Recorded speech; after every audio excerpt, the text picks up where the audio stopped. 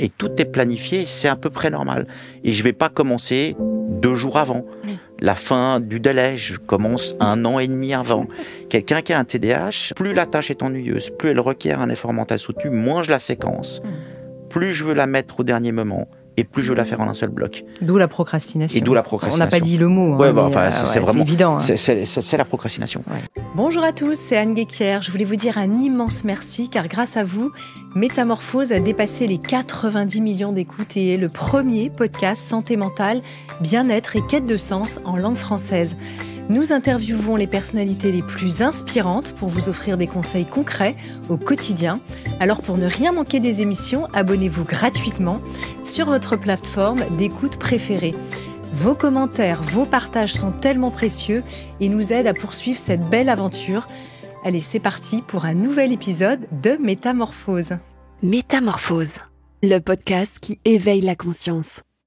Le nombre de diagnostics de personnes ayant un trouble du déficit de l'attention avec ou sans hyperactivité TDAH explose, chez les enfants comme chez les adultes, voire même les personnes âgées. Si ce trouble peut être source d'élan et de créativité, il amène aussi son lot de chaos et de tempêtes émotionnelles. Avec mon invité du jour, psychiatre et psychothérapeute, auteur de la bande dessinée tout fraîchement parue, TDAH mode d'emploi aux éditions Les Arènes, nous parlerons de neurodiversité évidemment, mais aussi des effets du TDA sur la vie de couple, la famille, les proches, et de la manière dont il s'exprime différemment peut-être chez les femmes et chez les hommes, et des étapes afin de s'en sortir. Je suis ravie de recevoir à nouveau dans Métamorphose le professeur Nader Perroux. Bonjour. Bonjour. Comment ça va ? Bon, ça va bien. En tout cas, merci de m'accueillir aujourd'hui pour parler de cette BD. Exactement. Alors, on en parlait un peu en antenne. La BD, c'est un très bon format pour les TDAH. Parce qu'évidemment, on sait que quand on a un trouble de déficit de l'attention, lire, ça peut être parfois compliqué chez certains patients atteints de troubles peut-être plus sévères. Oui, alors, sévère ou pas, ça peut être une difficulté dans le sens que la lecture, elle va demander un effort soutenu de concentration. Et par définition, le TDA, trouble déficit d'attention, va avoir une concentration qui est fluctuante. Et donc, la BD, elle offre un visuel et donc un attrait et améliore en fait l'attention et la concentration. Donc, c'est particulièrement attractif pour les personnes souffrant de TDAH. Alors, si vous souffrez de TDAH diagnostiqué ou si vous avez peut-être dans votre entourage ou vous soupçonnez, en tout cas, je vous recommande très chaleureusement cette bande dessinée que moi-même j'ai adorée. Alors, je vous avais reçu déjà dans un épisode dédié à ce sujet il y a 2 ans. On avait parlé du TDAH chez l'adulte. Je précise que c'est aussi votre spécialité. Oui, alors je suis spécialiste de l'adulte, je connais un peu chez l'enfant.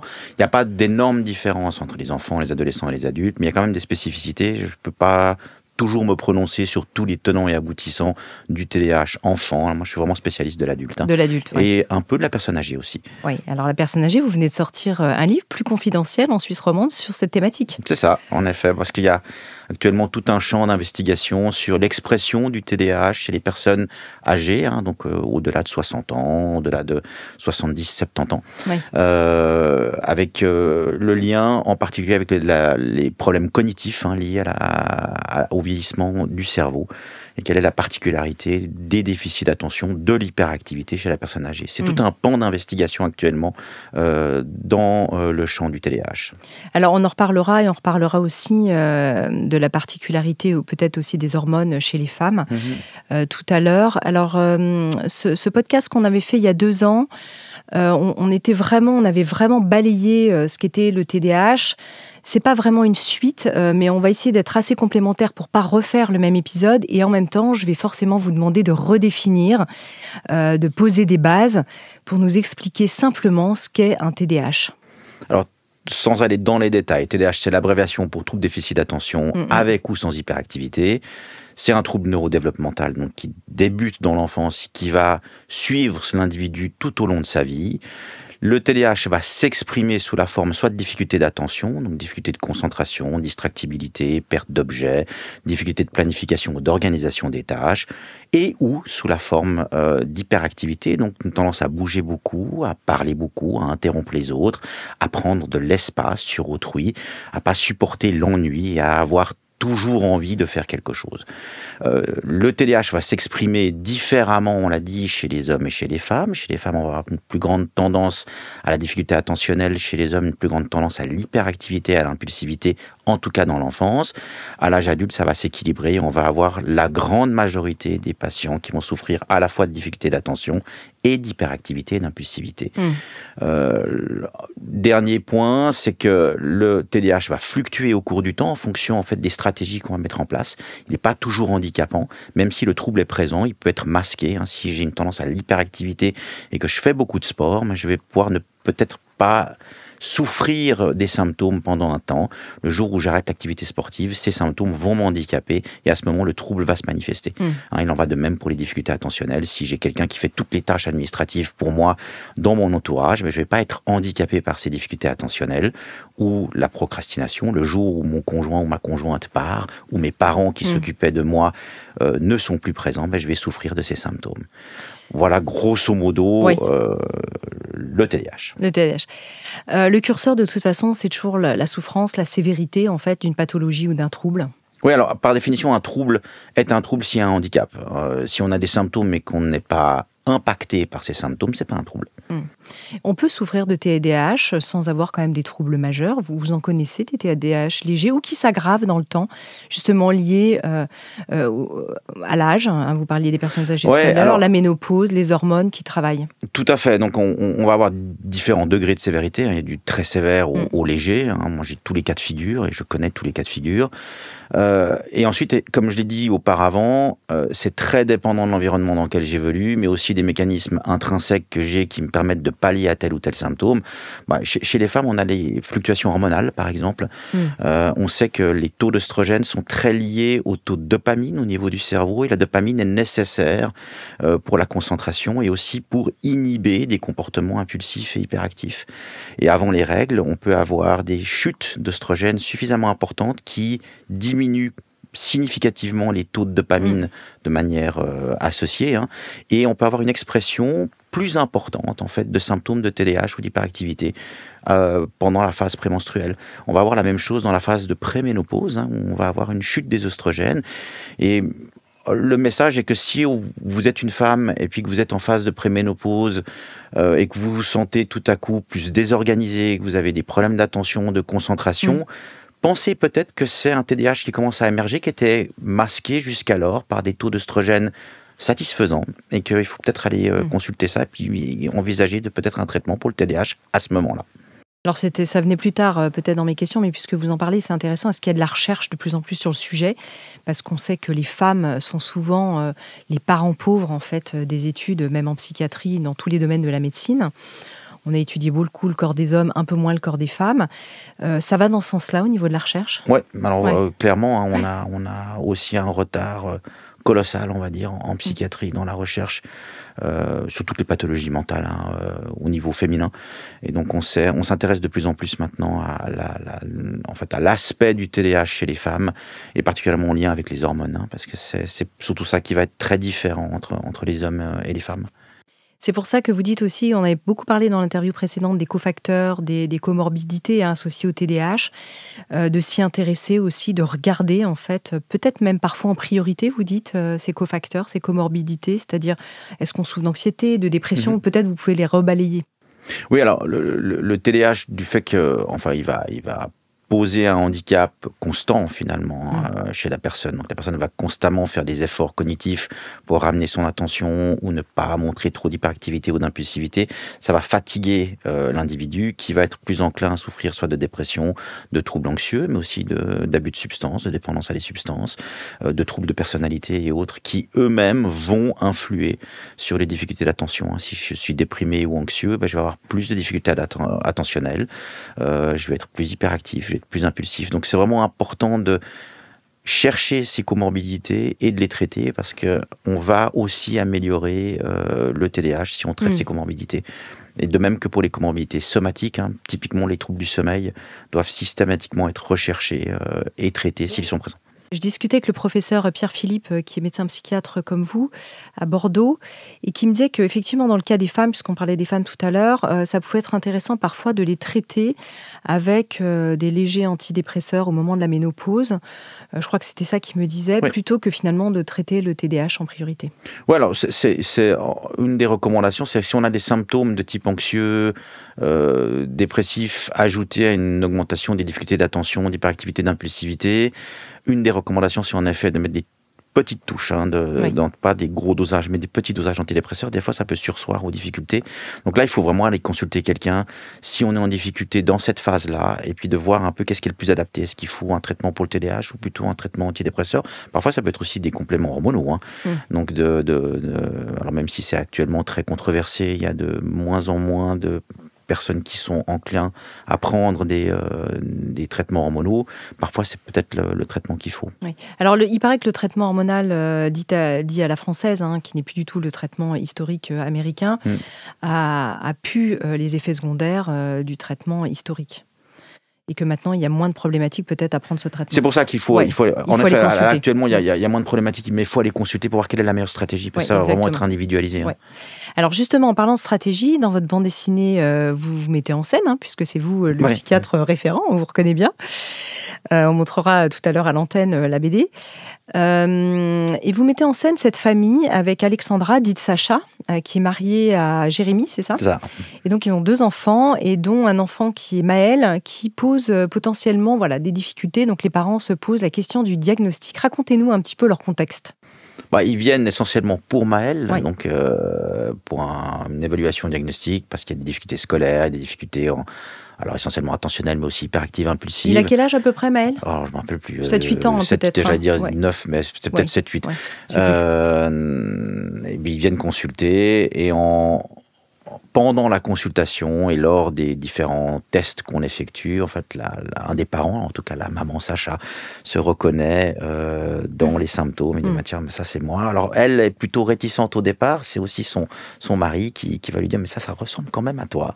Ce qui est souvent le cas. Les parents que moi je vois ou adultes viennent souvent consulter parce qu'un de leurs enfants a été diagnostiqué, et lors de la pose de diagnostic, lors des divers examens qui sont effectués, ils se reconnaissent en fait dans le parcours de leur enfant et dans l'expression des symptômes.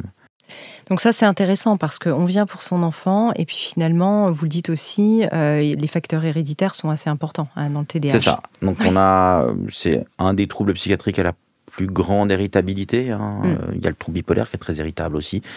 C'est 80% d'héritabilité. Donc on a généralement un des membres de la famille. Quand il y a un enfant ou un parent qui est affecté, il y a forcément quelqu'un d'autre qui souffre du trouble. On l'observe sur plusieurs générations, ou à un moment donné, ça peut se couper. Non, alors on l'observe sur plusieurs générations. Simplement que, généralement, ça n'a pas été diagnostiqué dans des générations plus anciennes, ça posait moins de problèmes. Avoir un TDAH dans les années 50 ou dans les années 60. Alors, l'évolution sociétale veut qu'actuellement, on est plus en difficulté si on a un TDAH qu'il y a 50 ans ou 60 ans en arrière. Mais quand les parents décrivent leurs parents ou les enfants décrivent leurs grands-parents, en fait, on reconnaît assez aisément l'impulsivité, l'hyperactivité ou les difficultés attentionnelles d'un TDAH qui était présent, mais qui n'a pas posé de problème. Pourquoi c'était moins gênant ? Parce qu'ils allaient à l'école à pied, ils faisaient 10 km, les petits garçons hyperactifs. Non, il y avait beaucoup moins de tâches administratives. Donc, il y avait, si vous prenez simplement les emails, ça n'existait pas. Les écrans n'existaient pas. Et puis, on va dire, si j'avais de grandes difficultés scolaires il y a 60 ans en arrière, j'avais la possibilité de faire quand même une activité professionnelle satisfaisante. Actuellement, c'est très compliqué. Vous avez peu de débouchés si vous êtes peu scolaire, si vous êtes peu administratif. Il y a même des professions, on va dire, très pratiques, très manuelles, sont devenues très administratives. Et ça devient très compliqué pour des personnes qui ont des difficultés d'organisation, de planification des tâches. On leur demande tellement de rapports, tellement de documents, tellement de choses à remplir qu'il n'y a plus de débouchés pour ces personnes-là. Il y a une souffrance quand même là. Et en même temps, on peut imaginer que les éducations d'autrefois, où on tapait, on donnait des coups de règle, où il y avait des sévices pour ceux qui ne tenaient pas en place. Donc on peut imaginer qu'il y a peut-être toute une génération qui ont été entre guillemets matées, et je dis vraiment le mot, c'est maté, voilà, je pense qu'on peut l'utiliser. avec une souffrance probablement extrême, où on dit il fait pas d'efforts, il faut rien, alors que vous le dites très bien aujourd'hui, hein, c'est pas forcément le cas. Non, alors ça a beaucoup changé. Hein. Ouais. On a une meilleure connaissance du trouble, on est beaucoup plus attentif au bien-être des enfants. Donc ça, c'est la partie positive, on va dire, qui existe. Alors, ça existe toujours. Hein. Il y a encore des enfants qui se font taper, des enfants qui se font maltraiter, mais c'est devenu plus rare en raison du TDAH. Alors qu'avant, c'était en effet la norme. Hein. Il y a 60 ans ou 50 ans en arrière, celui qui bougeait beaucoup, qui parlait beaucoup, il se faisait sermonner, il avait de fortes chances de se faire maltraiter physiquement et émotionnellement. Ça, c'est juste. Hein. Ça a beaucoup changé. Oui. Alors peut-être, on ne l'avait pas tellement fait dans le premier épisode, repasser en revue sans faire un cours de médecine, mais ce qui se passe dans le cerveau, et notamment avec la dopamine et la noradrénaline, tout ce qui se passe au niveau des neurotransmetteurs. Parce que quand même, quand on lit cette BD, ce qui est stupéfiant, c'est qu'on voit à quel point le TDAH est sans arrêt en recherche de récompenses. Ouais. Y compris, et on voit dans la BD, Sacha, des micro-récompenses. C'est-à-dire que ça peut être « Ah, j'ai encore 5 minutes, vite fait, je vais vider le lave-vaisselle ». Le temps, en fait, la notion du temps est très élastique, en fait, chez le TDAH. Oui, alors il y a plusieurs choses. Hein. Oui. Alors, neurobiologiquement, on sait que c'est une difficulté en libération de dopamine, qui est un neurotransmetteur, important pour le fonctionnement de ce qu'on appelle le système exécutif. Le système exécutif, c'est le grand chef d'orchestre du cerveau qui va nous permettre de nous concentrer, qui va nous permettre de planifier, d'organiser aussi, hein, d'imaginer ce que je vais faire dans 1 heure, d'imaginer ce que je vais faire demain, dans 3 semaines, et d'avoir une idée assez précise du temps que cela va demander.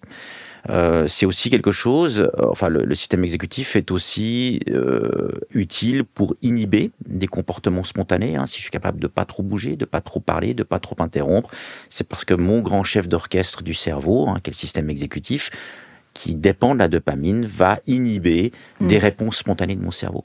Alors, si on n'a pas suffisamment de dopamine, on va avoir de la peine à organiser, à planifier, à estimer correctement le temps. Hein. Le cerveau n'arrive plus à faire ça de manière satisfaisante. Il n'arrive pas non plus à se concentrer longtemps, hein. Il perd vite l'attention.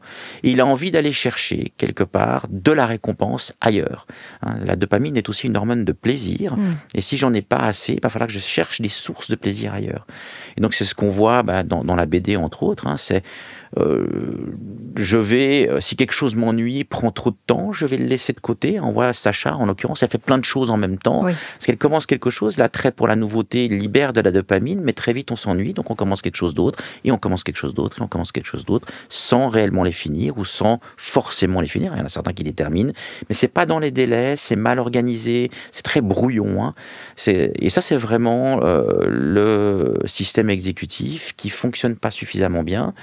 D'où les traitements, hein, qui sont essentiellement des augmenteurs, on va dire, de dopamine, qui permettent de redonner un niveau basal de dopamine satisfaisant pour permettre au système exécutif de fonctionner normalement. J'avais reçu dans Métamorphose il n'y a pas très longtemps Béatrice Millettre, qui est psy, et vous la connaissez peut-être de réputation, qui est spécialisée autour de tout ce qui est HPI, etc. Elle avait une métaphore, ça reste une métaphore que je trouvais assez intéressante, je ne sais pas si vous souscrivez.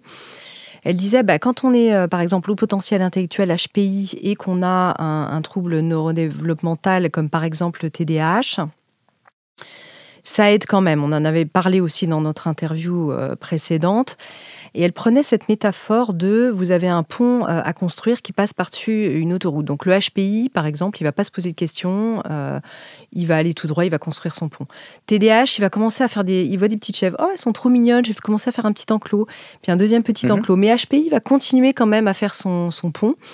Alors qu'une personne qui a un TDAH et qui est dans une norme intellectuelle, il va se perdre en fait. Et comme vous dites très bien, il va ouvrir des dossiers, puis à un moment donné, c'est le brouillard total, quoi. Est-ce que la métaphore est assez juste ? Ouais, on va dire oui, sachant que le HPI n'est pas un trouble neurodéveloppemental, c'est une neuroatypie. Donc, il faut juste, dans le sens que le TDAH est un trouble neurodéveloppemental. Alors, elle disait pas que c'était un trouble. Non, je disais, mais juste pour dire la différence, parce que le HPI est un avantage. Si on est à haut potentiel, on a un avantage, alors que le TDAH est un désavantage.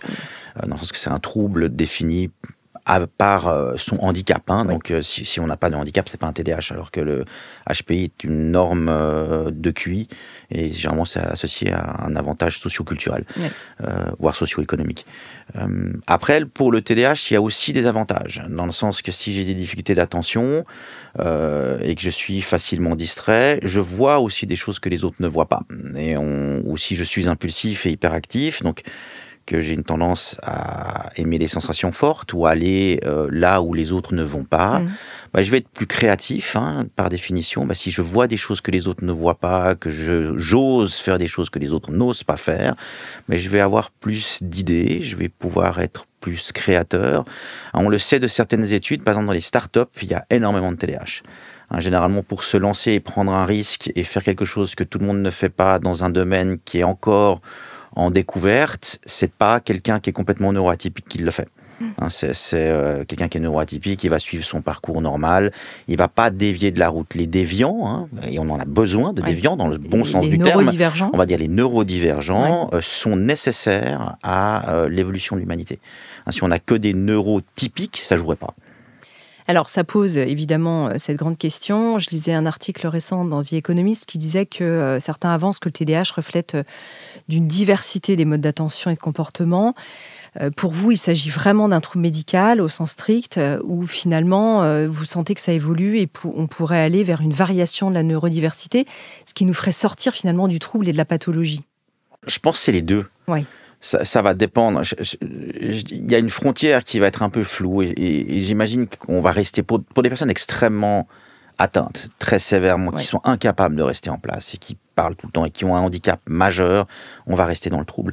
Je pense que pour les légers, en effet, on va s'approcher, et je ne serais pas surpris que dans des manuels diagnostiques, on va dire dans les 10 prochaines années, on est plutôt sur un continuum avec de la neurotypie à la neuroatypie ou à la neurodivergence, sous une forme de normalité. C'est-à-dire que ça définit simplement le contexte ou la différence des personnes à travers le monde et en fonction du contexte dans lequel on est. En sachant qu'il y a quand même une part qui resterait du trouble, je pense. Qui reste du trouble aussi. On était en train d'expliquer le fonctionnement du cerveau. Vous avez parlé de la myopie du futur. Vous pouvez un peu reparler de sa manifestation. Vous avez parlé d'organisation du cerveau, mais par exemple chez Sacha, c'est pas facile à dire, Alexandra. Comment dans son quotidien ça se manifeste? Parce qu'elle cherche à être justement entrepreneuse, elle veut monter un petit business. Là, pour son conjoint, on va le dire, c'est l'enfer. C'est un peu l'enfer, on le dit comme ça. La myopie du futur, elle découle, alors ce qu'on appelle la myopie du futur, c'est l'incapacité de se projeter à moyen long terme. Donc, de nouveau, il faut imaginer le TDAH comme une dépendance à la récompense immédiate. Quand je fais quelque chose, je dois tout de suite avoir la récompense. Si je fais quelque chose maintenant et que la récompense est dans 1 an, 2 ans, ce que typiquement un entrepreneur doit faire. C'est-à-dire il faut planifier longtemps à l'avance, imaginer par exemple beaucoup de tâches administratives, des rapports à écrire, des documents à mettre en place, contact avec les autorités, je ne sais pas. La récompense est beaucoup trop lointaine. Et donc ça, je ne vais pas le faire. Donc je vais mettre de côté et je vais faire des trucs très fun. Donc je peux être très créatif ou très entrepreneur dans le projet que j'ai. J'ai une envie, je sais pas, de créer un magasin de fleurs, je sais pas, particulières. Donc je vais me renseigner sur Internet. Voilà. Tout ça, c'est génial. Mais dès qu'il va falloir commencer à se mettre réellement à la tâche et faire des choses pour lesquelles j'ai pas la récompense immédiate, parce que si j'ai pas de récompense immédiate, j'ai pas de libération de dopamine, je vais pas le faire. C'est ce qu'on voit avec les enfants, mais qui ont de la peine, par exemple, à étudier. Il n'y a aucune récompense immédiate à étudier. Si on prend un exemple de faire du vocabulaire d'allemand ou du vocabulaire d'anglais, je pensais au latin, quand vous disiez ça. Ou ce que vous voulez, il n'y a aucune récompense immédiate à le faire. Donc je ne vois pas pourquoi je le ferais et donc je le fais pas. C'est beaucoup plus intéressant d'aller jouer à l'ordinateur ou d'aller jouer avec ses amis ou de lire un livre. Ça peut être simplement de lire un livre dans lequel on a une récompense parce que le livre est écrit d'une certaine manière. Alors, je ne sais pas si j'ose le dire, mais par exemple Harry Potter est typiquement quelque chose qui peut attirer des personnes qui ont un TDA parce qu'en fait chaque chapitre relance sur le suivant et donc il y a une récompense immédiate et donc on a envie d'aller plus loin. Ce qui n'est pas du tout le cas pour un vocabulaire d'anglais. Ce qui est le phénomène des séries.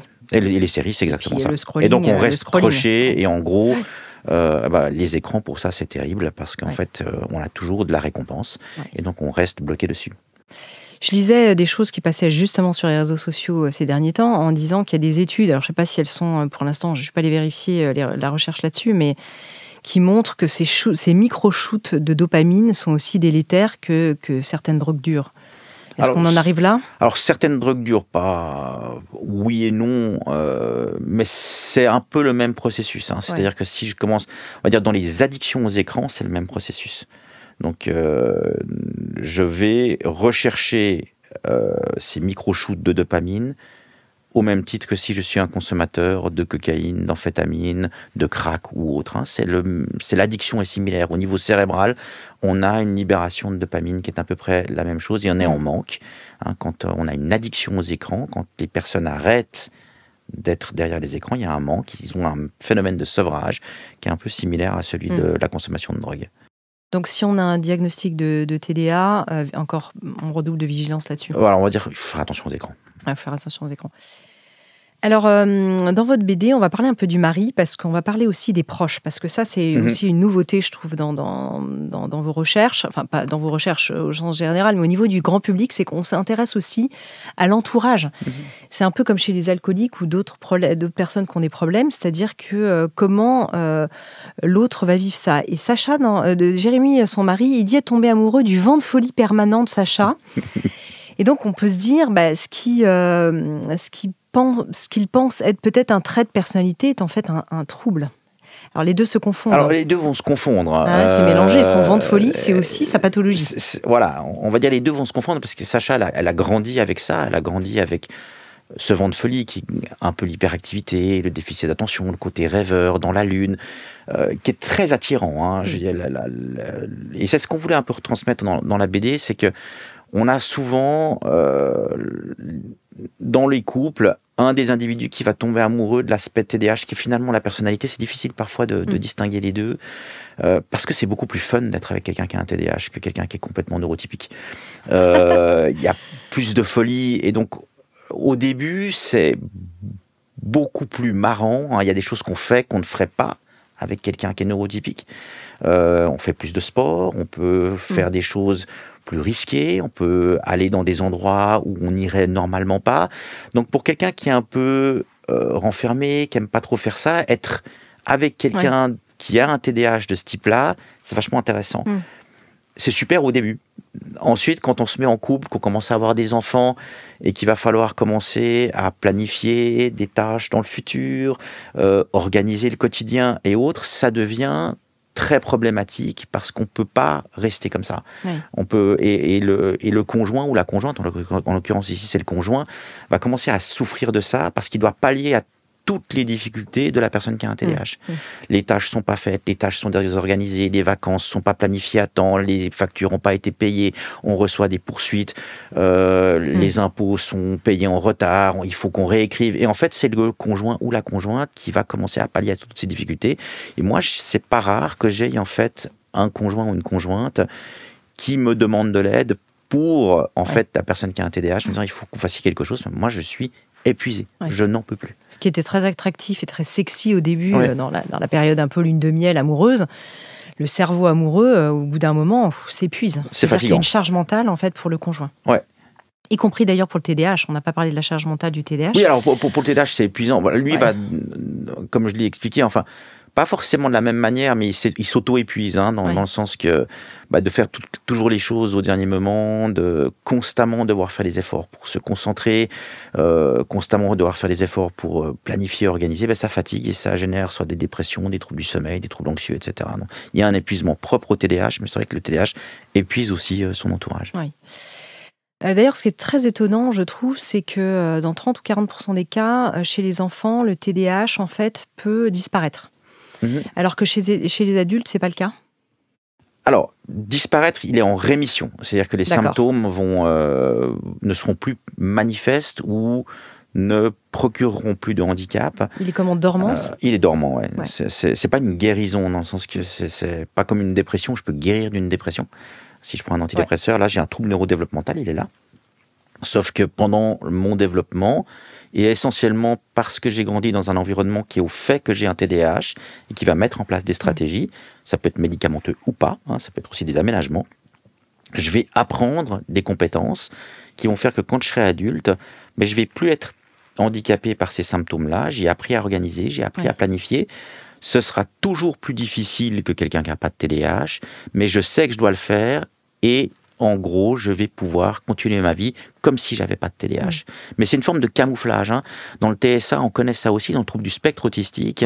Quand on a évolué dans un environnement qui est très conciliant avec mes difficultés, je vais pouvoir mettre en place des mécanismes adaptatifs, comme par exemple regarder la personne qui est mon interlocuteur, alors que ça m'est difficile. Et j'apprends à le faire parce que d'un point de vue interpersonnel, c'est efficace et ça marche et j'ai une meilleure qualité de vie. C'est toujours difficile pour moi de regarder quelqu'un, mais j'ai appris à le faire.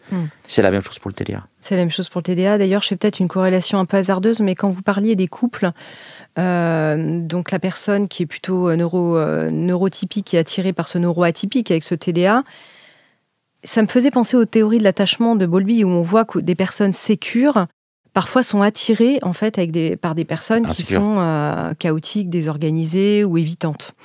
Est-ce que finalement, il peut y avoir des corrélations dans ces profils ou pas du tout ? Si, parce que alors, les TDAH vont avoir généralement un attachement plus insécure que les neurotypiques qui ont pas, ou les personnes qui n'ont pas de troubles psychiatriques. Et donc, peut y avoir comme ça le même phénomène. Prenons qu'on décrit à peu près la même chose quand on dit que les personnes sécures peuvent parfois être attirées par des insécures en termes d'attachement. Par exemple, le même mécanisme qui se passe quand une personne qui n'a pas de TDAH est attirée par quelqu'un qui a un TDAH, voire la même chose pour quelqu'un qui n'a pas de trouble de personnalité qui est attiré par quelqu'un qui a un trouble de personnalité. On voit très souvent ça dans les troubles de personnalité borderline, par exemple. Ah oui ? Ouais. Ok, donc c'est des phénomènes qu'on retrouve de polarité. C'est assez intéressant. Pourquoi est-ce que l'humain est construit comme ça, d'ailleurs ? Il est attiré par son contraire, il cherche une forme de réparation. Alors oui, ou il y a une question, on pourrait dire, de l'évolution. Comme je l'ai dit, si on était constitué que de neurotypiques, qui prennent jamais des risques et qui sont pas, entre guillemets, foufous dans le bon sens du terme, on n'évoluerait pas, on resterait là où on est.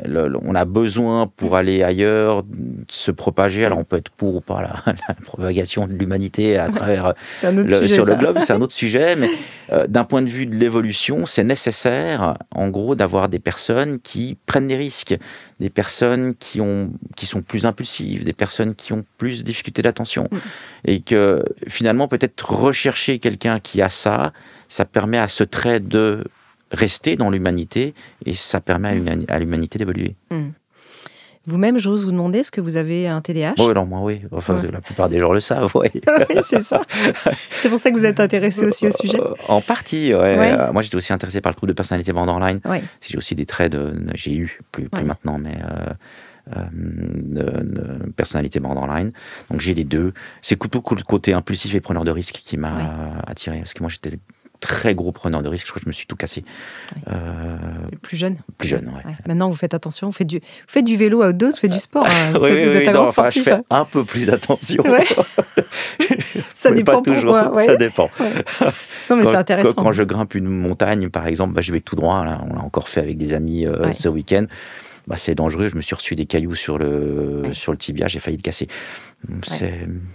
Ça reste quand même un petit peu. Non, mais c'est intéressant parce que vous le vivez de l'intérieur. Donc vous comprenez aussi très bien vos patients quand vous les voyez arriver en plus. Ah oui, alors je me reconnais bien.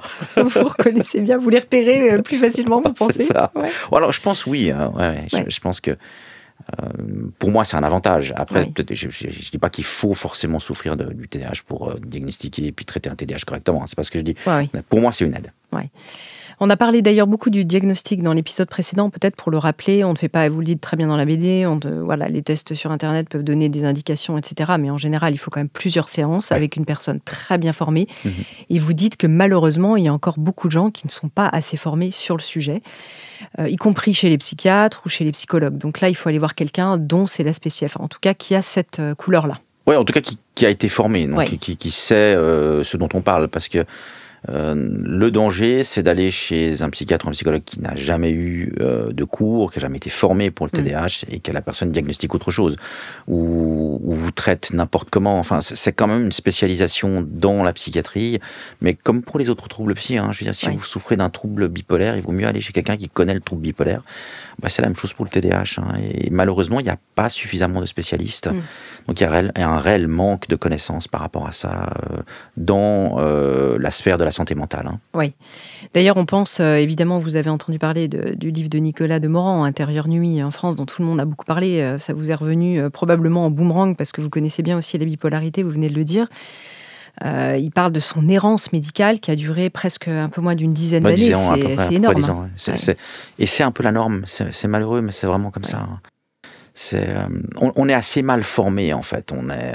Le cursus, alors c'est un peu en train de changer, mais dans les cursus de formation post-graduée en psychiatrie et en psychologie, on a eu beaucoup de retard, particulièrement dans le monde francophone. Ça l'est moins dans les mondes anglo-saxons. Alors on rattrape actuellement le retard. Les formations post-graduées maintenant sont de mieux en mieux outillées pour s'intéresser à toutes les pathologies et pas qu'à une pathologie particulière. Et selon les centres, ça dépendrait. Ça pourrait être que le trouble bipolaire, que le trouble dépressif, que le trouble anxieux. Et en fait, les psychiatres ou psychologues ont rarement été formés à l'ensemble en fait de la psychopathologie, alors que le TDAH finalement ça existe depuis très longtemps.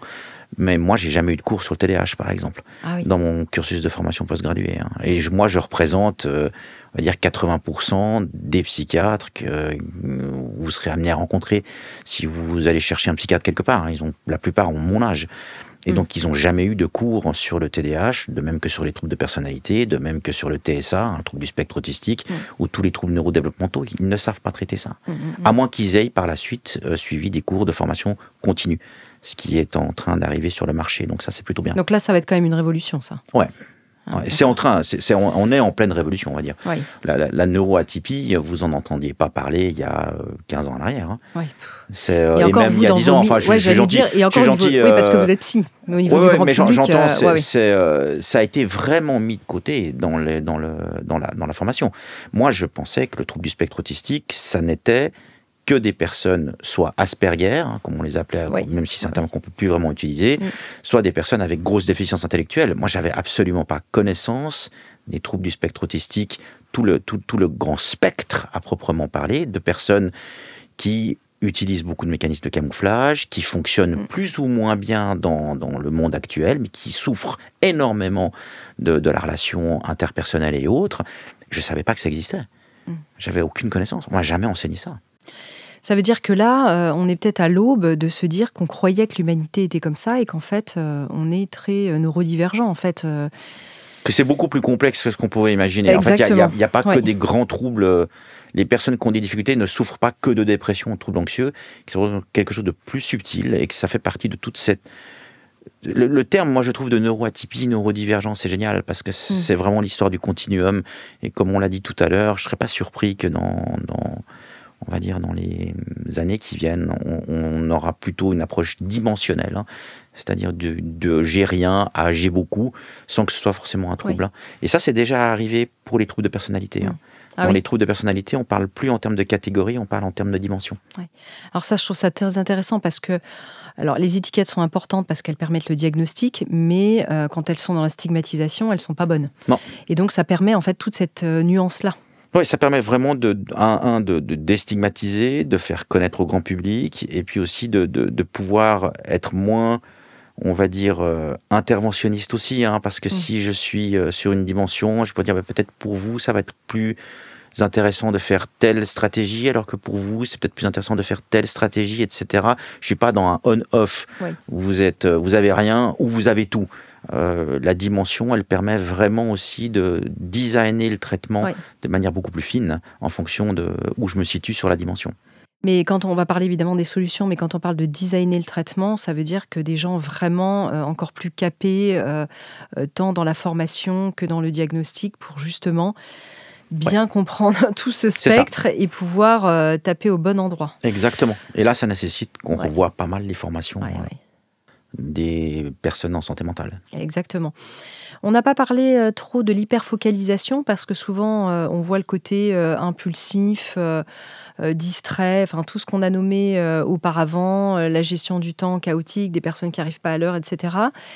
Mais il y a aussi l'hyperfocus. Oui. Alors, c'est pour ça que le terme déficit d'attention n'est pas forcément bien utilisé. Hein.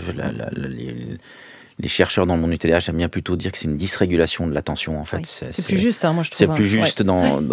J'ai parfois de l'attention, parfois je l'ai pas. Et quand j'ai de l'attention, je peux être meilleur qu'un sujet dit contrôle ou neurotypique, dans le sens que je vais pouvoir avoir un focus attentionnel qui va être surperformant si quelque chose me plaît et donc qui est associé à une récompense immédiate. Et si j'ai pas de récompense et que ça ne m'intéresse pas, mais je vais pas du tout avoir en fait d'attention, et mon attention soutenue est quasi absente. Et c'est plutôt une dysrégulation en fait du système attentionnel qu'un déficit d'attention. Je suis pas toujours en déficit d'attention. Et la plupart des parents vont vous le dire, hein, quand ils ont un enfant qui a un TDA, et on dit, il a pas de difficulté d'attention, il est capable de rester concentré 10 heures sur un jeu vidéo ou sur un livre. Ou s'il a une passion. S'il a une passion, oui, mais en dehors de ça, dès que c'est pas très intéressant, il n'y a absolument aucune attention. C'est là où d'ailleurs, à nouveau, on rejoint le TSA, où ça peut être difficile de distinguer les deux. C'est ça, Donc, et c'est là où il va falloir... Alors, c'est en effet parfois difficile de faire la distinction. Est-ce que le déficit d'attention est dû à un TDA ou est dû à des intérêts restreints qu'on observe dans le trouble du spectre autistique? Les intérêts restreints, c'est peut-être bien de les passer en revue, parce que là, on est sur un côté qui est quand même plus monomaniaque peut-être que chez le TDAH. Dans le trouble du spectre autistique, l'intérêt restreint, c'est vraiment sur un seul sujet, donc ou un ou deux, mais en fait, je peux vraiment aller au bout. Je vais aller jusqu'au bout de l'histoire. Donc je vais tout connaître. Si j'aime les trains, par exemple, je vais tout connaître les trains. Et je vais connaître toutes les gares, et ça, c'est l'intérêt restreint. Alors, c'est très caricatural, hein, mais je le caricature exprès. Mais pour donner la différence. Alors que quelqu'un qui a un TDAH va avoir un intérêt pour les trains au début. C'est génial, c'est super. Et au bout d'un moment, il va s'ennuyer, puis il va se dire, tiens, j'ai envie d'aller m'intéresser les petits enclos de chèvres, là. Voilà, aux enclos de chèvres, ou j'ai envie de m'intéresser, je sais pas, aux arbres ou n'importe, et je vais avoir cette passion-là. Puis ensuite, je vais changer de passion, et je vais changer de passion. Je vais garder mon attention et mon focus attentionnel pendant un temps, mais ça va s'épuiser parce qu'il n'y a plus l'attrait de la nouveauté. Alors que dans le trouble du spectre autistique, on reste dessus. On reste bloqué sur l'intérêt ou les quelques intérêts restreints. Oui. Tout à l'heure, quand on parlait de l'impact aussi sur la vie de couple et la relation amoureuse, est-ce qu'on peut parler un peu de sexualité? Vous en parlez dans la bande dessinée, qui est quand même plus genrée, là, pour le coup, chez les hommes. Il peut y avoir une hypersexualisation. Oui. Alors, en tout cas, des études, hein, ce qu'on sait, c'est... Chez les hommes, il y a une hypersexualité quasi systématique, hein, alors plus ou moins importante, mais... alors, on ne sait pas trop pourquoi, hein, mais va y avoir cette tendance à la décharge, probablement le fait d'avoir une érection puis ensuite une éjaculation, pour utiliser des termes crus, libère de la dopamine, et c'est un mécanisme qui devient un peu addictif. Donc on est probablement dans ce mécanisme-là, avec des patients... calmer, hein. Pour se calmer, en fait. Et j'ai des patients qui vont...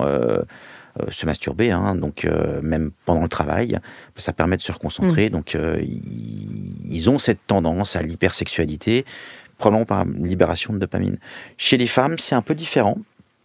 On observe beaucoup moins, il y en a un, mais on observe beaucoup moins cette hypersexualité. On est plutôt dans... ça se rapproche des sujets, on va dire, neurotypiques, avec parfois aussi une difficulté à prendre du plaisir en raison des difficultés d'attention. C'est-à-dire, je pense à autre chose, je suis pas dedans, et donc c'est pas une perte de libido, mais en fait, l'acte sexuel n'est pas aussi satisfaisant que chez quelqu'un qui a des capacités attentionnelles satisfaisantes, parce qu'en fait, j'y pense pas. Je me distrais si je dois faire un effort parce que c'est le nouveau de la récompense immédiate, pour avoir du plaisir. En fait, je vais penser à autre chose et je vais perdre le focus sur l'acte sexuel, et donc je vais perdre en libido. Mais en fait, dans les deux cas, c'est hyper intéressant d'en parler. Mais dans les deux cas, ça va être pas très satisfaisant, parce que chez l'homme, ça va être une recherche de sensations très immédiate, très rapide, et je vais être très embêté, parce qu'il y a aussi l'ennui. Hein. Je vais être très ennuyé par les préliminaires et tous ces trucs, et donc l'hyperactivité est vraiment pas cool. parce que c'est l'orgasme rapide. Et chez la femme, on va se retrouver plus avec ouais, mais j'ai d'autres choses à faire, il faut que je pense à d'autres trucs, s'il y a un effort à fournir, je vais pas le faire. Et on a cette divergence, en tout cas dans les études. Il n'y en a pas beaucoup, hein, mais dans les quelques études qu'on a là-dessus, c'est ce qui ressort. Hypersexualité chez l'homme et souffrance en raison des difficultés attentionnelles chez la femme.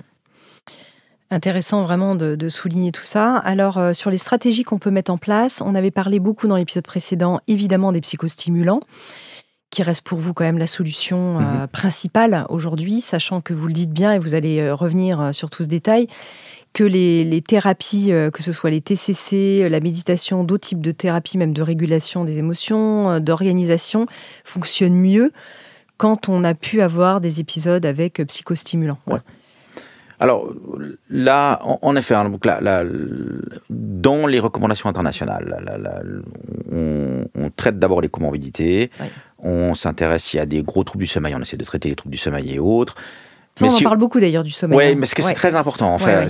On le néglige, mais ça, vraiment, s'il y a un message à retenir, faites attention au sommeil si vous avez un TDAH. On essaye de réduire un peu les consommations de tox et autres, mais on ne va pas passer trop de temps là-dessus, parce que si on est sûr que c'est un TDAH, on passe assez rapidement au traitement médicamenteux. Pourquoi ? C'est très efficace, ça marche rapidement. En quelques jours, on peut savoir si ça marche ou si ça ne marche pas, si on a des effets secondaires ou si on n'a pas d'effets secondaires. Ça marche dans 70% des cas, donc il y a quand même une forte efficacité. Hein. C'est pas anodin. Hein. Si on prend d'autres traitements comme les antidépresseurs, ça marche dans 30 à 40% des cas. Là, on est dans une grande majorité des cas, ça fonctionne avec peu d'effets secondaires. Donc c'est la raison pour laquelle on part très rapidement là-dessus, sachant que c'est pas des traitements qui traitent le trouble, hein. C'est des traitements qui vont juste aider à fonctionner normalement pendant un temps, pendant la durée de l'efficacité. On peut les arrêter le week-end. On peut les arrêter, il n'y a pas de dépendance, il n'y a pas de sevrage. Donc, on peut vraiment designer en fonction des besoins de l'individu. Il y a des personnes qui vont vouloir les prendre tous les jours parce que on est dans un TDAH extrêmement sévère qui handicape vraiment toutes les sphères de la personne. D'autres vont dire, moi j'en ai besoin que le week-end, ou j'en ai besoin que pendant que je travaille. Alors, ça, il va falloir discuter. C'est pour ça qu'instaurer un traitement prend un peu de temps, parce qu'il va falloir évaluer aussi quel est le dosage, combien il faut en prendre dans la journée, quelle couverture en termes horaires j'ai besoin en termes de médicaments. Et ensuite, l'idéal serait d'enseigner, pendant qu'on a le traitement médicamenteux, des stratégies, on va dire comportementales ou cognitivo-comportementales. Donc c'est la TCC, en l'occurrence. Par exemple, apprendre à s'observer, apprendre à planifier, apprendre à organiser, utiliser des agendas, comment est-ce que je fais pour réaménager mon environnement. Ce sera beaucoup plus simple si j'ai un traitement médicamenteux que de le faire sans. Hein. Sans, ça marche aussi. On détaillera une ou deux techniques après. Voilà, on pourra détailler, mais sans, ça marche aussi. Mais c'est beaucoup plus facile avec le traitement médicamenteux parce que l'effort que je dois fournir pour réapprendre des compétences que je n'ai pas apprises au cours de mon développement est beaucoup plus simple avec un traitement médicamenteux parce que j'ai la motivation de le faire. C'est une question de motivation. C'est une question de motivation parce que la dopamine, en fait, elle va me permettre de ne pas être... Enfin, le médicament va augmenter le niveau basal de dopamine dans le cerveau. Donc, va permettre au système exécutif de refonctionner normalement. Et donc, je ne vais pas être constamment à la recherche d'autres trucs. Donc, si on me demande de faire quelque chose, ça va être beaucoup plus simple de le faire. C'est pas que je vais prendre du plaisir à faire des factures ou des impôts, mais ça va moins être une torture. Et donc, je vais avoir beaucoup plus de facilité à le faire. Si je le fais suffisamment longtemps avec le traitement médicamenteux, prenons l'exemple des factures, je vais apprendre que, en fait, c'est pas si mal de payer mes factures à temps et de pas avoir des rappels ou des poursuites et ensuite de perdre du temps à devoir appeler l'administration ou je sais pas quoi, ou la boîte qui m'envoie la facture. Qui est pire pour le TDAH. Et qui est encore pire. Et donc, finalement, je me retrouve dans une panade pas possible.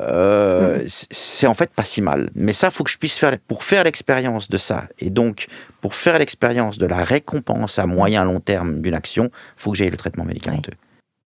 Sachant que dans les traitements médicamenteux, il y a ces molécules qu'on prend, comme vous l'avez dit, ponctuellement, c'est-à-dire qu'on peut arrêter, et puis là, il y a le bon dosage à trouver. Et puis, il y a ceux qui peuvent avoir, par exemple, des effets secondaires où, à la fin de la journée, ils peuvent, comme ce sont des psychostimulants, ils peuvent avoir un trouble anxieux qui apparaisse ou ça peut être compliqué.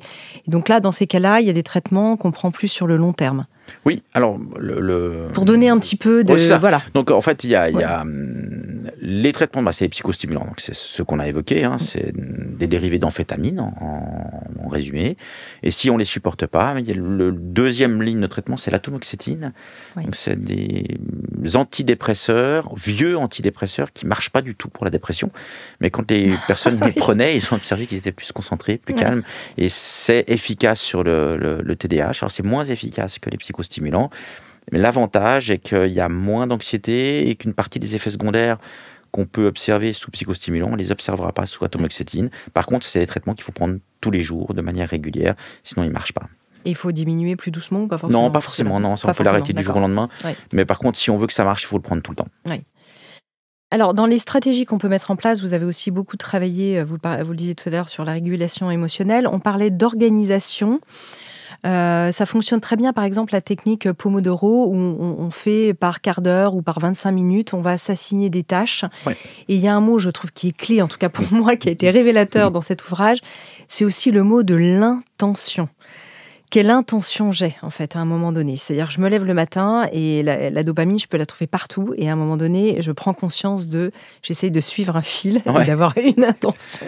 Ouais, ça vous fait marrer, ça. Non, parce que c'est difficile, parce que c'est compliqué à mettre. Enfin, ça paraît simple dans la BD à mettre en place, mais en fait, c'est pas si simple parce que c'est quelque chose qui est tellement contre-intuitif pour quelqu'un qui a un TDAH, de se dire, ce matin, je me lève et je vais faire ça. Ouais. Et c'est planifié, c'est noté dans mon agenda, et je vais lui attribuer tant de temps. Pendant ces 45 minutes, je ne fais que ça. Et c'est un effort. Il faut se rendre compte que... Et c'est pour ça que je réinsiste, c'est ce qu'on va enseigner en TCC en l'occurrence, on va essayer de réorganiser le temps, de séquencer les tâches, de leur mettre des priorités. Tout ça n'est généralement pas automatiquement fait quand on a un TDAH. On va pas du tout mettre les priorités là où il faut. On va commencer par ce qui nous plaît le mieux et ce qui est le plus embêtant, on le met à la fin, alors que généralement il faut peut-être commencer par le plus embêtant. Et le plus embêtant, on veut le faire tout d'un coup, généralement, alors qu'il faut peut-être le séquencer en plusieurs petites tâches et puis savoir combien de temps on attribue à la première partie de la tâche embêtante, etc. Donc en fait, mais ce que quelqu'un qui est neurotypique fait naturellement. Si vous avez, je sais pas, un mémoire à écrire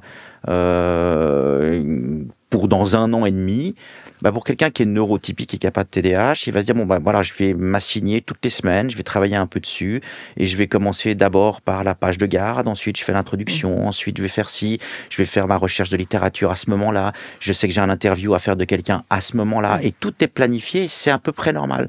Et je ne vais pas commencer 2 jours avant. La fin du délai, je commence 1 an et demi avant. Quelqu'un qui a un TDAH, en fait, c'est une tâche tellement ennuyeuse et tellement lointaine. Plus la tâche est ennuyeuse, plus elle requiert un effort mental soutenu, moins je la séquence, plus je veux la mettre au dernier moment, et plus je veux la faire en un seul bloc. D'où la procrastination. Et d'où la procrastination. On n'a pas dit le mot. C'est vraiment évident. C'est la procrastination. Ouais. Et en fait, il va falloir qu'on retravaille tout ça. Et donc, quand on dit je dois savoir où est mon intention le matin, c'est clair que naturellement, j'ai pas du tout envie de le faire, mais c'est quelque chose qu'il va falloir que je me force à faire. Il va falloir que j'utilise, que je note dans mon agenda ce que je veux faire le matin, que je l'ai bien en tête. Et je dois pas me lever en ayant un doute. Si j'ai un doute le matin et que je sais pas ce que je vais faire, je vais forcément faire ce qui me plaît le plus. Ouais. Et c'est peut-être pas ce qu'il faut que je fasse. C'est intéressant. Comment on fait pour devenir professeur de psychiatrie avec un TDAH? On doit avoir un HPI très élevé. Parce que sinon, des projets, des trucs à apprendre un peu pénibles, il doit y en avoir aussi. On fait beaucoup de choses. Alors moi, j'ai pas trop de difficultés d'attention. Moi, je suis beaucoup plus hyperactif, impulsif. D'accord. Donc en fait, je suis pas trop embêté par sur la partie attentionnelle. Sur la partie attentionnelle. Donc moi, je suis très embêté par hyperactivité, impulsivité, dire tout ce que je pense, dire des bêtises, se comporter mal, etc. Moi, je suis plutôt dans cet aspect-là. Dans cette couleur-là, en tout cas. C'est intéressant de le savoir. Vous travaillez aussi, alors il y a des projets qui sont intéressants au niveau des données numériques et peut-être l'IA en prospective pourra nous aider aussi. Vous avez travaillé sur un projet qui s'appelle Dynamonde, c'est ça? Je ne sais pas comment on Dynamonde. Dynamonde, hein, c'est ça. Quels sont ces projets qui vont aussi nous permettre de collecter des données ou en tout cas d'aider la recherche sur ces thématiques? Alors, il y a divers projets. Alors, Dynamonde, c'est un projet en fait d'évaluation sur 1 an de personnes qui ont soit un TDAH, soit un trouble de personnalité borderline, soit un trouble bipolaire, ils ont une montre connectée avec plein d'applications sur leur téléphone qui donnent des informations en live, donc sur leur mobilité, sur leur sommeil, et ils auront des messages de temps en temps pour leur demander mais comment vous allez, quel est votre état émotionnel actuellement, est-ce que vous avez eu des crises de colère ces derniers temps, est-ce que vous êtes senti triste, est-ce que vous avez eu tel événement, ce qui nous donne en fait un tableau quelque part, un graphique sur une année de personnes qui ont un TDAH, troubles borderline et troubles bipolaires. Ça va nous permettre peut-être d'affiner un petit peu et d'aider à... L'idée, c'est d'aider finalement les professionnels de santé mentale à mieux diagnostiquer et puis à pas se tromper, parce que peut-être qu'on a des choses qu'on n'observe pas. Est-ce que peut-être en fin de soirée, on rencontre jamais finalement nos patients à partir de 6 heures jusqu'à le lendemain. Est-ce qu'il se passe des choses dans la vie de ces gens-là qui permettraient de distinguer quelqu'un qui a un trouble bipolaire, d'un TDAH, d'un trouble de personnalité borderline? On ne le sait pas, donc on aura les données. Ça, c'est l'utilité, en fait, c'est en cours. Ouais. Et ça, c'est l'utilité finalement des outils connectés, parce que ça nous permet d'avoir des informations qu'on n'avait pas auparavant. Oui. Donc on peut suivre des patients dans des moments où on ne les suivait pas du tout par le passé. Ça, c'est une des choses. On aura quand les résultats ? Dans 1 an, je pense. D'accord, donc c'est pas pour tout de suite. Ouais, c'est pas pour tout de suite. Chez la personne âgée, on avait dit qu'on reviendrait un petit peu dessus, parce que vous alliez dire autre chose. Pardon. Non, c'est tout. Non. Vous avez une idée qui vous est passée, qui est partie. Qui est partie. Elle est partie. Pardon si c'est moi qui vous ai coupé en tout cas. Chez la personne âgée, oui, parce que vous parliez d'autres projets qui avaient en cours. C'était peut-être ça. Vous vouliez peut-être en signaler un autre. Non, les autres projets, c'est qu'on regarde un petit peu pour les stratégies non médicamenteuses aussi. Donc on a pas mal de projets autour du neurofeedback, qui est l'utilisation en fait d'ordinateurs qui vont redonner un feedback. Donc c'est via des casques EEG, donc on a des casques sur la tête qui mesurent en fait les processus attentionnels. Et ces processus attentionnels, ce que l'EEG va mesurer sera retranscrit via un ordinateur sous la forme d'un jeu vidéo. Et en fait, on va demander aux personnes de jouer à des jeux qui vont demander pas mal de concentration. Et en fait, le casque EEG va mesurer, vous êtes concentré, vous n'êtes pas concentré. Et on peut jouer tant qu'on est concentré. Si on n'est pas concentré, on joue plus. C'est très résumé. Mais en gros, ça force la personne à se concentrer et à savoir où est son attention, où est sa concentration. Ça, on a pas mal d'études actuelles qui sont en train de rechercher ça, pour savoir si ça peut être une stratégie ou une autre option que les traitements médicamenteux. Oui, vous parlez aussi d'approches psychothérapeutiques spécifiques comme comportementale, dialectique, la thérapie basée sur la mentalisation, ça fait partie de ces recherches-là ? Oui, alors après, on sait que la TCC, ça marche, donc ça, c'est des approches très enseignement de compétences, et on s'intéresse à savoir est-ce que des approches qui sont plus sur la régulation des émotions, donc pas forcément ciblées sur l'attention, sur l'hyperactivité, sur l'impulsivité, mais sur les émotions ou sur la compréhension des états mentaux. La mentalisation, c'est plus me connaître et plus connaître qui j'ai en face de moi. Si j'ai plus d'intérêt pour l'autre et que j'ai plus d'intérêt pour moi, est-ce que ça réduit pas finalement mes déficits d'attention ou mon hyperactivité? Si je porte plus d'attention à la personne que j'ai en face de moi, est-ce que j'aurais tendance à moins vouloir l'interrompre? Est-ce que si je me dis ah ben tiens, je l'ai interrompu 2-3 fois et je vois que ça commence à l'énerver, si j'observe ça, je vais peut-être avoir tendance à moins interrompre. On ne sait pas trop si ça marche ou pas, mais c'est un peu l'idée des thérapies basées sur la mentalisation ou des thérapies qui ont un accent plus sur la régulation des émotions. On le voit dans la bande dessinée, Sacha, elle va chez ses beaux-parents, c'est infernal pour elle. Elle s'ennuie et en plus, et du coup, elle peut soit être absente, soit prendre beaucoup de place, et donc elle va apprendre à réguler ça. Ouais, c'est d'autres stratégies en fait. Ouais, c'est ça. Sur les personnes, pour nos aînés, est-ce qu'il y a des choses complémentaires à dire? Qu'est-ce qui se passe à ce moment-là dans le cerveau et qui peut révéler quelque chose à ce moment-là? Alors, chez les aînés, il y a plusieurs choses. Il y a le grand truc chez les aînés qui va changer, c'est le contexte de vie. On imaginait, alors on le sait que, on va dire la retraite, pour parler en termes crus. Oui, ce qu'on dit les aînés, on a l'impression qu'on parle du grand âge, mais on ne doit pas en être très loin. On n'y est pas loin, c'est pour ça. La retraite est déjà un phénomène important parce qu'en fait, c'est un cadre de vie qui change. Et que si j'ai un TDAH plus ou moins compensé, et que la plupart de mon organisation dans la journée est faite par mon travail. Je me lève à telle heure, il faut que j'aille rentre à telle heure, et je dois forcément caser des trucs dans la journée en dehors de ces heures-là. Je vais être forcé à organiser, à planifier par autrui. Quand mon travail s'arrête, je peux avoir une désorganisation complète qui est en fait une décompensation d'un TDAH qui était compensée par le travail auparavant. Ça, c'est une des choses. Ce qu'on a aussi à la retraite, c'est si on est en couple, ben, on se retrouve ensemble. Le travail a on va dire, cet avantage important que si on est très hyperactif, on parle beaucoup, on dérange beaucoup, on est complètement désorganisé, ben la moitié du temps, on ne le passe pas à la maison. On n'en subit pas les conséquences. Et donc, quand on se retrouve à la retraite, les deux, ben, tout à coup, on vit en couple avec quelqu'un qui a peut-être un TDAH et ça devient infernal. On observe qu'en fait, c'est affreux.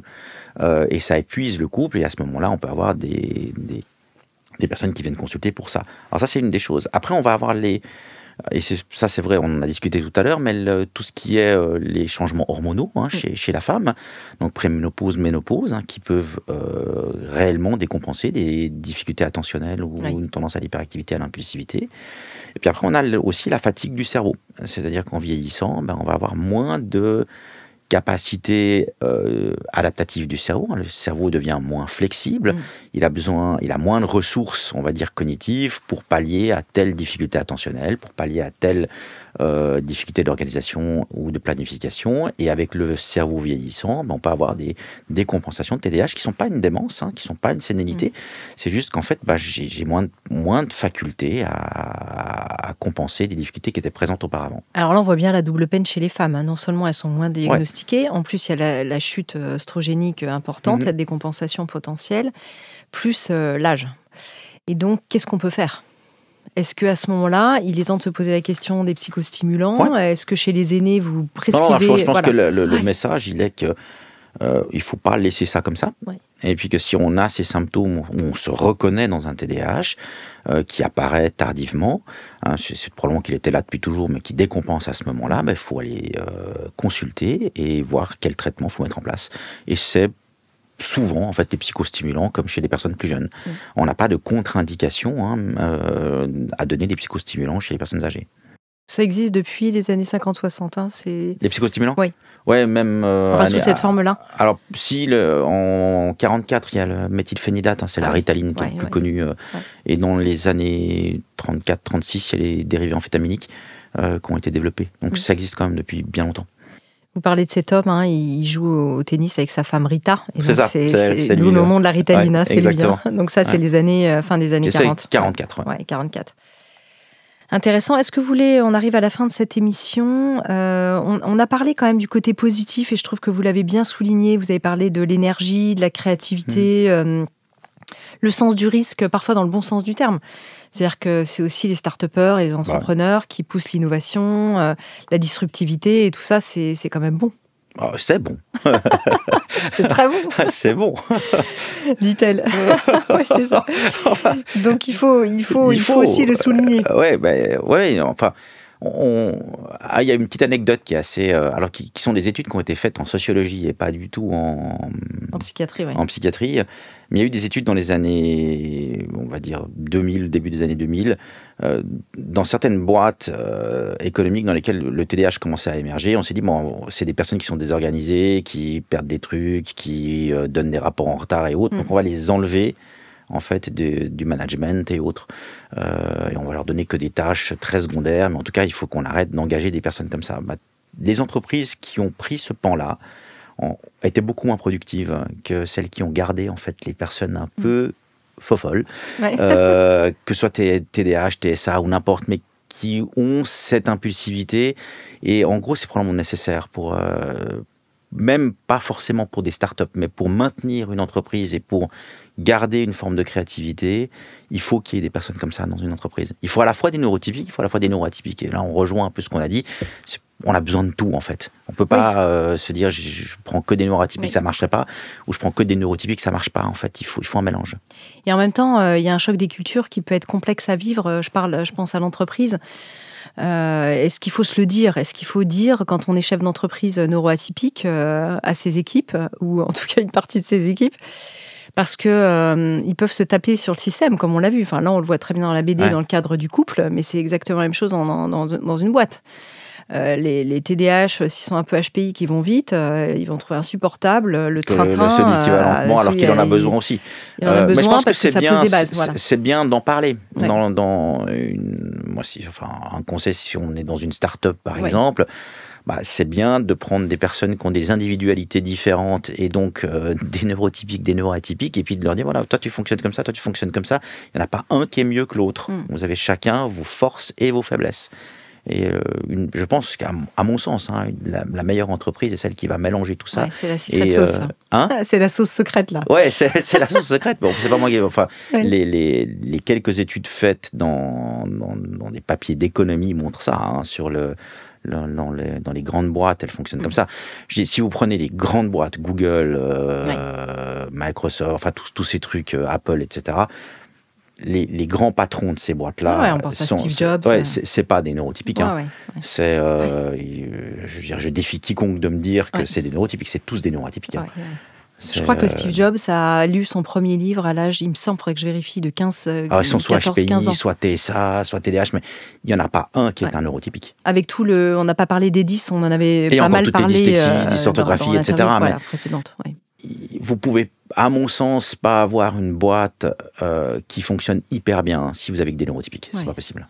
Donc l'innovation passe quand même par la ce neurodivergence. Côté d'impulsivité. Et après, le souci, c'est que si vous avez que ça, que l'innovation, vous ne la mettez pas en production. Et pour la partie mettre en production et toute la partie administrative, là, vous avez besoin de neurotypiques. Parce que si vous avez que des TDA ou que des TSA, vous ne faites plus rien non plus. Et puis là, vous parliez des poursuites tout à l'heure, ça devient potentiellement très dangereux. Le secret, c'est un mélange.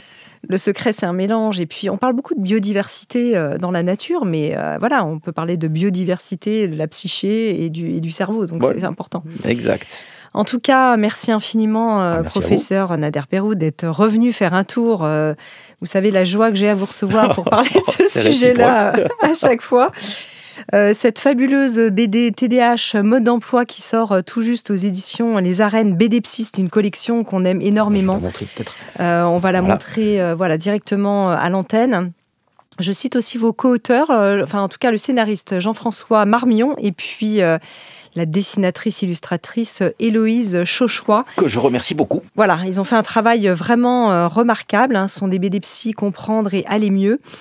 On les lit, ce sont des BD, il faut prendre le temps quand même pour les lire, parce qu'il y a quand même beaucoup d'informations, et donc c'est intéressant, on peut y revenir. On donnera d'ailleurs, si vous êtes d'accord et si votre éditeur est d'accord, peut-être 1 ou 2 planches pour les abonnés à la newsletter de Métamorphose. Comme ça, on pourra rappeler certains parcours. On est parvenu sur la gestion du temps avec la matrice d'Eisenhower. On en avait parlé avec Fabien Olicard récemment dans un podcast Métamorphose. La technique Pomodoro, tout ça, vous le retrouvez dans la BD. Et puis, on vous retrouve peut-être une prochaine fois pour les nouvelles avancées sur le sujet. TDAH et femmes, j'aimerais bien qu'on fasse peut-être un jour une émission dédiée. En tout cas, merci beaucoup. Merci à vous. Si vous avez aimé ce podcast, n'hésitez pas à lui donner 5 étoiles sur Apple Podcast et surtout abonnez-vous pour ne manquer aucun épisode. Découvrez mes invités en avant-première sur Instagram à l'adresse Métamorphose Podcast et abonnez-vous aussi gratuitement dès maintenant à la newsletter Métamorphose pour être au courant de nos conférences, ateliers et de nos dernières actualités. Pour ça, rendez-vous sur notre nouveau site www.métamorphosepodcast.com. Métamorphose, le podcast qui éveille la conscience.